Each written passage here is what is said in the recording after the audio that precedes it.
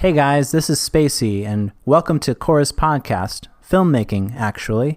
This is part one of a two-part series featuring Koura and her very special guest, award-winning documentary filmmaker Ansley Sawyer.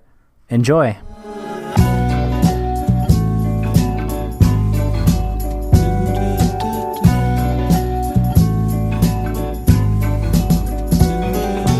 Hello, welcome back to my podcast, Filmmaking, actually.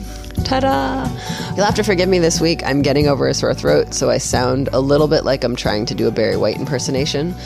Enjoy. So I always ask in these podcasts if there's any specific question that people have. And last week I was asked by the wonderful film student, Erica Taylor, what it takes to make a documentary.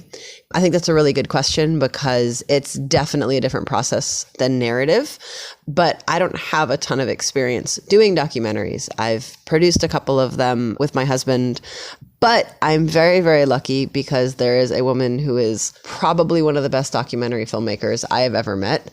Her films include Nomad of Mongolia, Hong Kong Strong, and an absolutely incredible and very important documentary called Like We Don't Exist. That's available on Facebook. I highly recommend you check it out. And her name is Ansley Sawyer. Yay! Yay! Thank you for having me, Koura. Thank you so much for being here. I mean, you know I'm a huge fan of your work. And you really caught my attention when I first met you at the Women's Film Festival. And you were talking about making your documentary Like We Don't Exist. And I just really loved not only your voice, but just your respect for your subjects. And I could tell that like you weren't like trying to tell a narrative in a documentary way, but you actually wanted to document what was actually there, if that makes sense. Yeah. And it goes all the way down to just sort of the vision and the spirit of the film. And when we met, actually, it was sort of part of a greater conversation about the presence of the director as an outside eye and as somebody who curates, and what their responsibility or sort of what are the ethics of having a point of view. And I think that we kind of jumped like headlong into this conversation because like many issues that are worth discussing in this field, you know, there's journalism versus documentary, and then there's verite versus observational, and then there's scripted versus unscripted, and then at the end of the day, it's really just like, what story are you trying to tell? And that's sort of like the guiding theme that really helped us specifically with Like We Don't Exist, but also just in the way that we approach our projects in my production company, but also with friends like you, Koura, like even with passion projects, even 1-minute films, even, you know, little camera tests. It's not about the gear, it's not about, you know, the budget, although all those things are important, but it's really about the stance that you're trying to take, or at least the mission, like why are you making this film? And if the answer is I just want a symmetrical number of laurels on my poster, like that's not a good answer. You know what I mean? But that's just a little bit of my philosophy on like why documentary in the first place. Awesome. So one of my first podcast episodes, I walked through the procedure of making a narrative film, like from the first moment of I want to make a film to you have a film, it's been distributed or it's in festivals or whatever, and everything in between. And I thought it would be cool if maybe we talked about that process, but from a documentary side. I have my outline from the first episode because I thought maybe it also could be kind of cool to compare the two. Yeah. So let's do it. Awesome. Erica asked, what are the steps for making a documentary specifically? So I will say that I know for me, like as a narrative filmmaker, I feel like it's important for people who are going into filmmaking of any kind to have their own process and to find what works for them. Like for narratives, I say that, you know, whether it's a 2-second decision made by someone on the ground or it's a 20-year decision that some studio executive takes to make in their boardroom, it's still a process that somebody's going to have to do. Would you say that goes the same for documentaries, or is it a little bit more codified? Well, so just to start off, I think that when I'm speaking to my experience with documentary, it's in a very, very specific style. And so when I'm answering these questions, it's Ansley's answer. It's not like this is what documentary is, because to be clear, I didn't go to film school. Hey, me neither. I didn't, you know, and I'm not trying to, every storyteller or production company or anything in between needs to understand, like, what kind of stories do you want to tell? Not just how do you want things to look good, or how do you want people to feel good, but what kind of stories do you want to tell? And that informs very much your process. And so I think that the process is an important skeleton by which you can facilitate the storytelling. But more importantly than that, you need a vision. And if you don't have a vision, then you won't have a motor to push you through the inevitably difficult times of, especially in documentary, letting the story unfold in front of you and feeling like you're kind of adrift without a rudder. And the process is not what lets the process is not what lets the story unfold. It's very much the vision, and it's the mission behind why are you making the documentary. So you can have processes like, okay, in a 24-hour cycle on like a 2-week production, I'm gonna wake up and then I'm gonna go like have some protein, and then I'm going to go shoot with my subject before dawn, and then I'm going to shoot for 3 hours, and then I'm going to give them a break, and then I'm going to log footage. Like that's your process, but why are you doing it?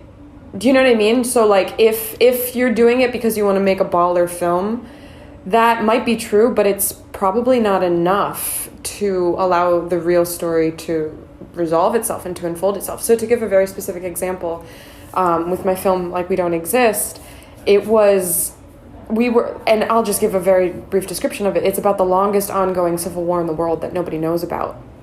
Specifically, it's violence that's been perpetrated since 1947 by the Burmese military on all of their ethnic minorities living in modern colonies in Burma, which is also called Myanmar. And so my very small team and I lived on the Thai-Burmese border for close to 2 years, for 2 years.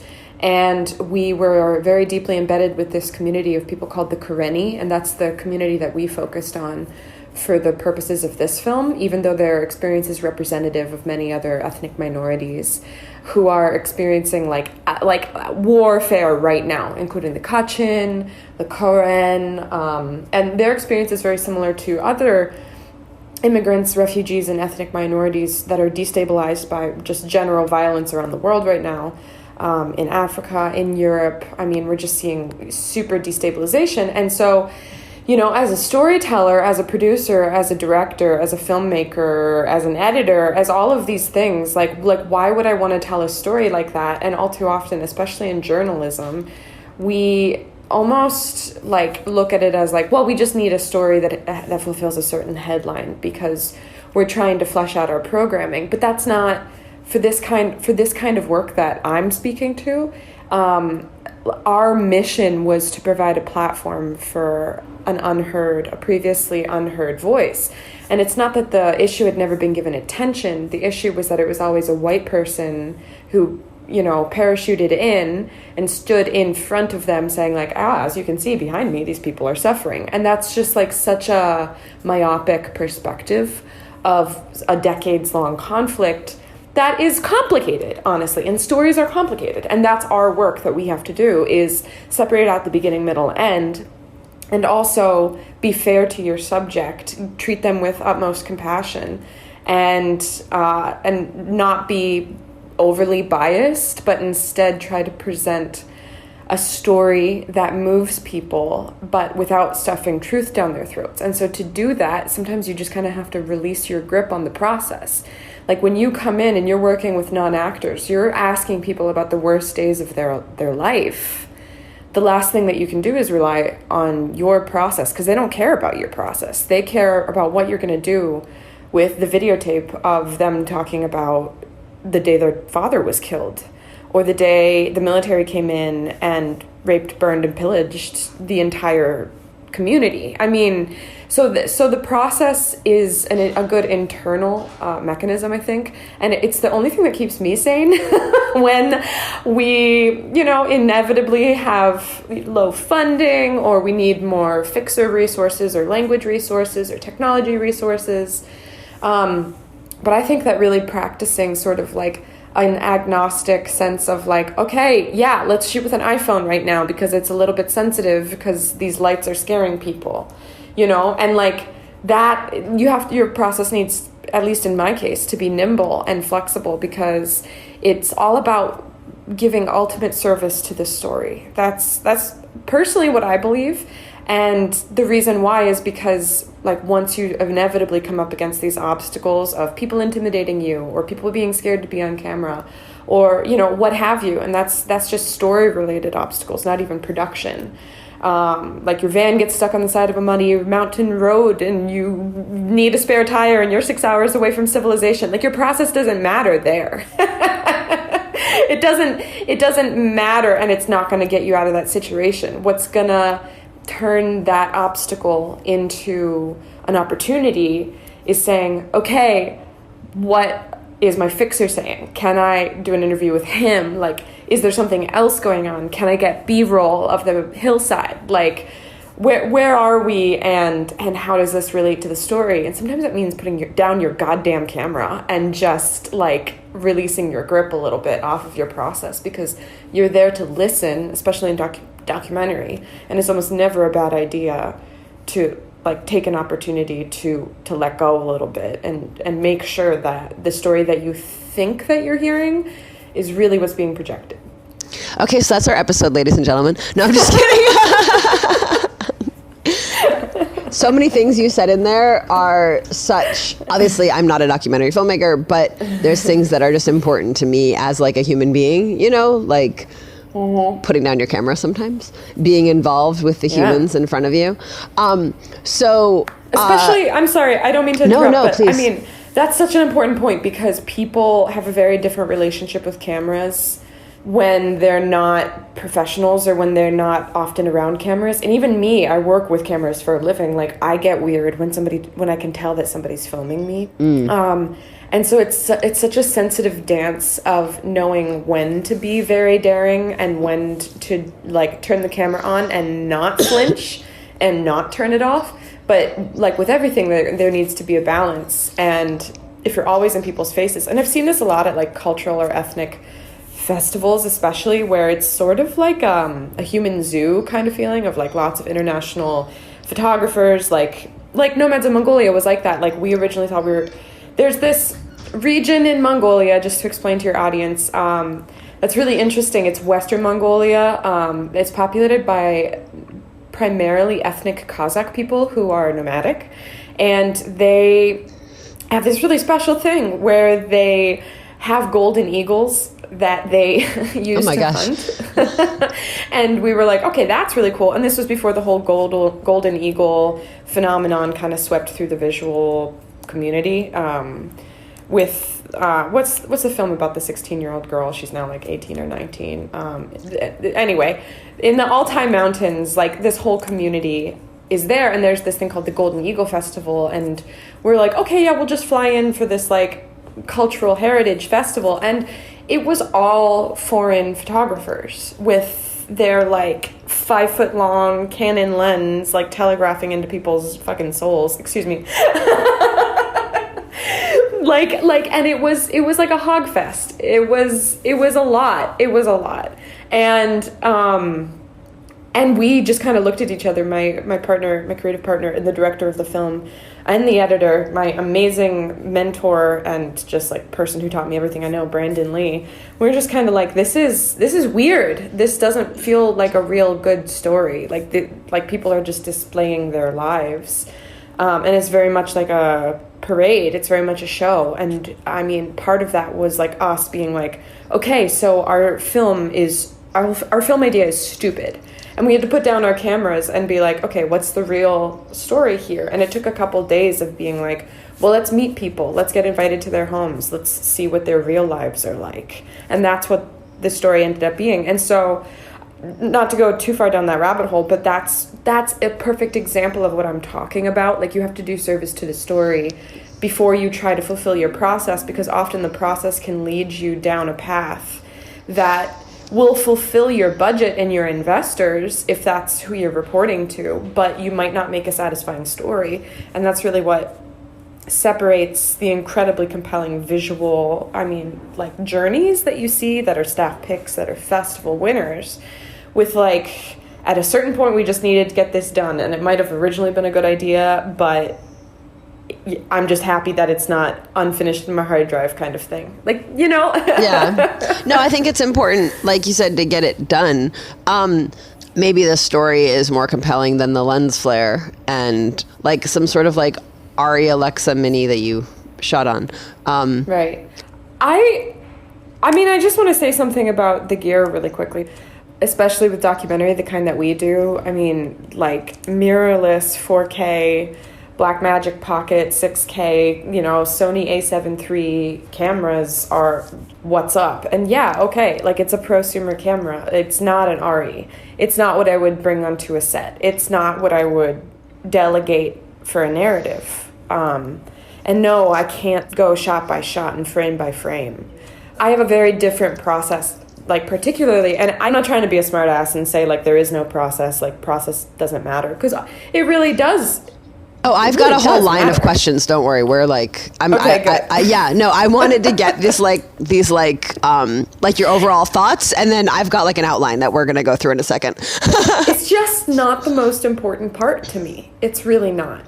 It's like listening and coming in with very clearly defined understanding of what are people interested in, like why would they tell their story to you, and everybody has a different motivation, but just really understanding like what kind of story do you want to tell, what kind of storyteller do you want to be in general, like is this part of a greater body of work, like and why are you telling this story. And sometimes the answer is like I really like music videos, and so I'm making a documentary about this musician and I'm going to make a music video out of it. Or maybe it's like I'm really concerned about affordable housing in my community and I'm just going to walk around and interview 3 different people about it. Whatever it happens to be, but if you don't have that passion, if you don't have that drive, you might as well stop, because there's no greater direction that's going to propel you towards telling a compelling story, which is a shame. Because there's so many compelling stories that need to be told. And it's funny, but I actually feel like that maybe is a commonality between narrative and documentary, because, I was just talking to somebody on a narrative project, and I was like, usually I'm like, I love making movies. I want to do this forever. But right now I'm just like, movie making sucks. I hate this process. I don't want to do it anymore. And I can see why people get bitter in either field. I think being connected to your purpose is an important thing for either, a narrative or a documentary filmmaker. Oh, yeah. Yeah. I mean, I'm not the kind of person... I don't mean to cast any judgment, but what's the point of being a storyteller unless you're really proud of the story that you're telling? Right. Because it's not, accolades are really nice, but if you're just doing it so that you can have a lifestyle, or so that that's not what motivates me. Now, that's not to say that it's not about KPI, it's not about SEO, it's not about commercial success, because it is, because a lot of time it's not your own money that you're playing around with. Right. And it's not about the money. And I've been misunderstood when I've said that in the past. I've been very misunderstood. But... and that's okay. Like, you can run that and be like, okay, this like female documentary filmmaker, like she's like, it's not about the money, man. And like, that's not what I'm trying to say. What I'm trying to say is, unless you have a compelling story identified that deserves to be well told, then don't do it. Just don't do it. Wait until you have a better idea and spend all of your energy and resources on that. Because the other thing is that from the idea to distribution, all along the way, you're going to need to convince people with your own passion why this story needs to be told. And that includes your team, that includes the people that you're going to be interviewing. And also, like, if you come in with a lot of confidence and you're like, I think your story is fascinating, I think it deserves a greater audience, I think people could learn something from this, or what have you, then people will be excited about being involved. And if people aren't excited about being involved, again, like, what are you creating that hasn't existed before? How are you adding value in a way that somebody needed that value in their lives? And just, I believe that if I'm not doing that, I'm wasting my effort, and I should wait for a better opportunity to come along, and I can like edit old photos or whatever, or like do my taxes in the meantime. Seriously, because like life is busy. and like work on things that you really, really, really care about. Work on stories that are fascinating to you because people will be drawn by that. It's magnetic. When you're passionate about something, people can tell. And that extends past distribution. That extends past film festivals. That extends past Vimeo curation or whatever. Like, if you bring that passion to it, like this, and you put the story first, that's what makes all the difference. For me, I have a personal opinion, and this is for documentaries that I've worked on and documentaries that I've started. I feel like you mentioned scripts. Okay, if I want to make a documentary about a car show, and I know the car show's at 2:00 on a Tuesday, there's this types of cars, these type of people come to it. I've been there, I've seen it, and I'm just going to go like document it. And it sounds super boring. But I feel like having a sort of beginning, middle, and end of what I want to show about the car show. But let's say I want to make a documentary about what it's like to be a 20-year-old ballet dancer in New York City. How scripted, because I feel like you shouldn't script. I feel like you should say, I want to tell a story about what it's like to be a 20-year-old in New York City. And unless you already know someone's story and you're just trying to capture the pieces you already know, how do you not script a documentary to the point where you're no longer observing what's in front of you, but you're starting to see through a lens, like literally? When you're in the development process, we're talking about you're like, okay, I'm going to make a documentary. How do you put the idea together in a way, and do you agree about the script or no script? I don't even know if I'm asking that question right, but does that make sense as a question, or should I re-explain? No, I think it makes sense as a question, and I think it strikes at a couple different points. And I'm just going to take what you said and kind of run with it. So I think you very clearly identified the core challenge of documentary, as I understand it, which is finding a clear beginning, middle, and end. And the end is especially difficult, especially for events that are unfinished or unresolved, and it's outside of the scope of your production schedule. Or for whatever reason, like it happened in the past, or there just is no conclusion, like Civil War. Like if I, a 20-something filmmaker, could come in and figure it out, which is extremely precocious to assume, especially when it comes to what I'm presenting to an audience.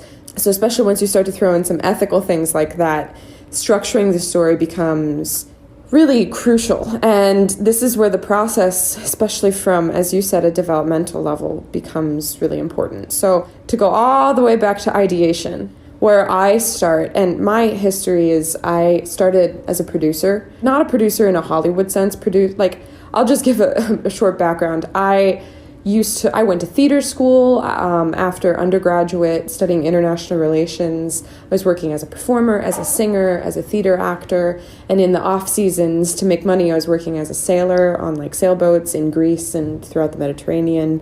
I hate you. Sorry. I know, it's stupid. It's no, funny it's sentences. amazing. I know, it's ridiculous, but you gotta do what you gotta do. Pay those bills, girl. And I accepted this gig delivering a yacht from Mexico to Cuba. And I got, long story short, read my memoir in 20 years. I got stranded in Cuba, and it was crazy. And through a maelstrom experience of literally $500 left in my bank account, I'm like, what am I doing? Because I want to tell stories of people. But theater is too isolated, and it only allows me to deliver a certain story at a certain time to a certain audience. And it all tends to be pretty much the same people paying the same amount, listening to the same message, which was very frustrating. And I wanted to incorporate travel. So I ended up meeting my mentor, Brandon Lee. I saw his video. I sent him a message. I was like, do you need help? Make a good grilled cheese sandwich, whatever you need. Did not expect to hear from him. He emailed me back. He's like, I need a lot of help.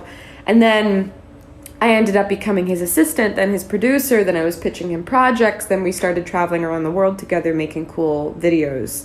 And I was basically his everything, and editor, and booked hotels and stuff. And so I saw firsthand through him, that was my trial by fire. Instead of going to film school, I worked with an incredible nomadic film director and just learned his method basically. And just learn, I didn't even really particularly have an interest in getting behind the camera until I was the beta cam.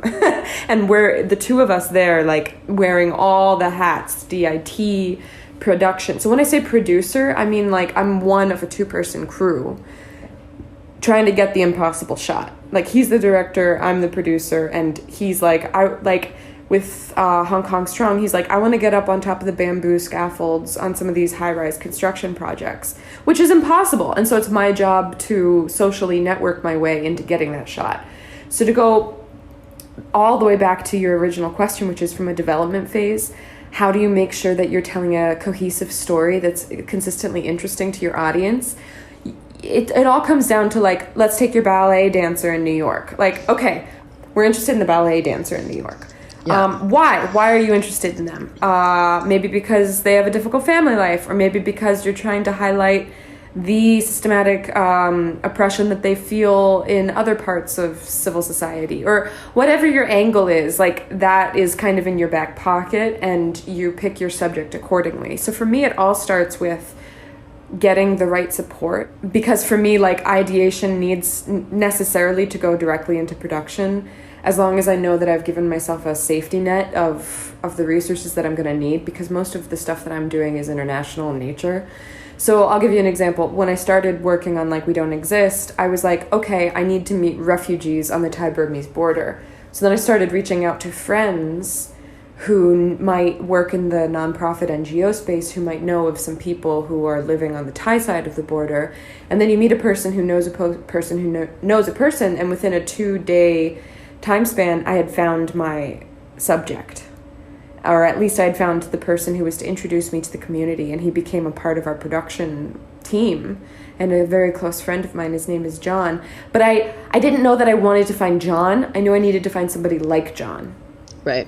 And then when I sat down across from John, I was like, oh, you're it. You fulfill the list that I drafted for myself 2 weeks ago. And again, the list was human rights, access to refugee camp, speaks English, speaks the native language, is interested in film, wants to bring the story of their community to the outside world, has available time, understands that it's a passion project and that we're not trying to make a profit off of this. Like, it's just an awareness film. And so we had sort of better motivation. And so a lot of that is connection, and you have to learn how to say a lot of no's. Sometimes you'll meet people who really want to be in your film, especially in documentary, and they're not the right person, and you have to, like, your time is really precious. And so, like I said, like, you have to give yourself a deadline. So I gave myself 2 days. I was like, okay, I'm gonna fly in on this day, and we're gonna start filming on this day. This is when my co-director and the DP of the film, Koura Linda, was going to fly out. I was like, okay, by the time he flies out, I need to have found the subject. And not giving yourself any opportunity to put it off till next week helps light a fire under other people to catch your feels, basically, for the story.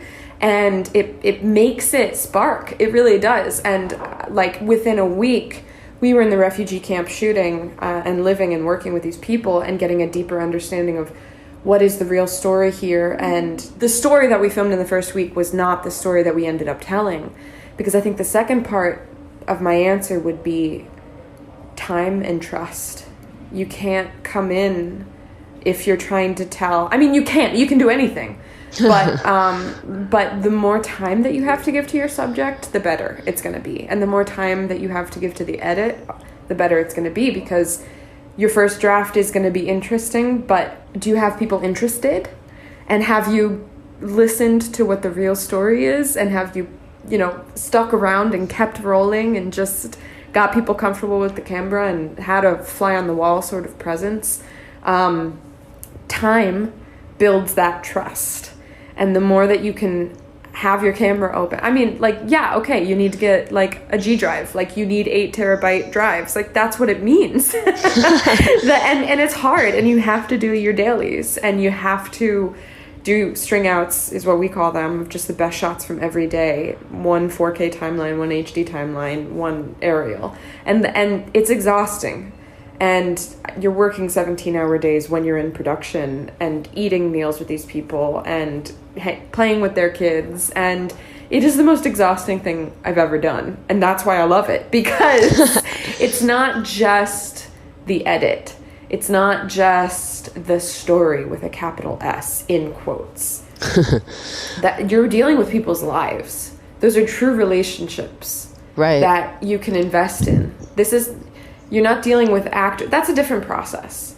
Working with actors, I can only imagine how lovely that would be. To work with a professional who you ask them to go through an internal emotional process and then to project it for others so that they can feel something. That's so cool. And I haven't done that in years. And that's something I want to start working on, honestly. But instead, to work with non-actors in a way that makes them feel comfortable, makes them feel heard, makes them feel understood. And this is, mirroring the process. My process is somewhere between observational, I don't even know what to call it. Those overlapping Venn diagrams of like cinema verite or whatever. Yeah. I don't know what it is. What I do is I sit right behind the camera. I get these people really comfortable with me. I set up the whole space, and I won't let them be the person testing the light or the sound or anything like that.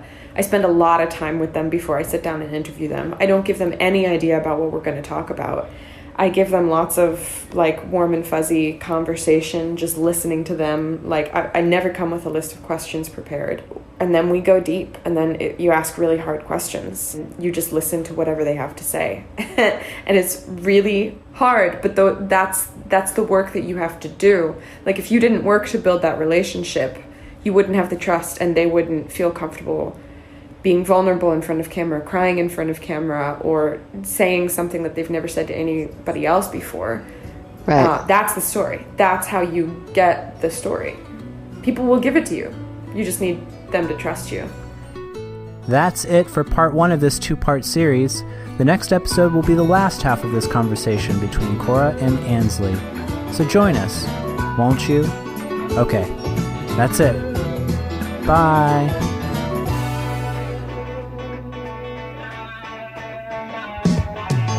You've been listening to Filmmaking Actually with Koura Linda, Space Dream Productions podcast. Subscribe to us on any or all the podcast platforms, but we especially recommend our sponsor, Anchor.